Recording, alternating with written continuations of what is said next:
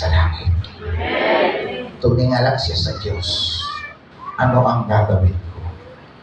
Sabi ng Panginoon, iunat mo ang hawak mong tungkol. Kahit walang daan, magkakaroon ng daan sa dagat. Amen. Nahati ang dagat. Alam ko naman, kahit mga bata alam itong istoryang ito eh.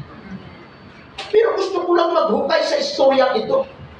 Kasi sa mga pangyayaring ito, matindi ang kapahayagang ibinigay sa atin ng Diyos. Nag-i-ignite ng revival sa mga church na pinupuntahan ko.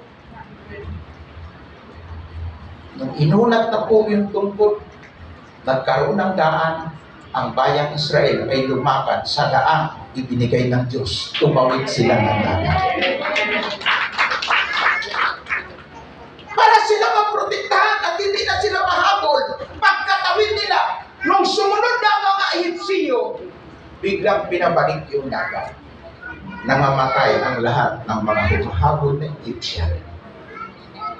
Kaya sa daan ng Panginoon, basta doon ka lumakad, kahit pagkadagat na problema ang harapin mo, kahit kasing lawak pa ng disyerto, ang tahakin mo, basta nasa daan ka ng Panginoon, mayroong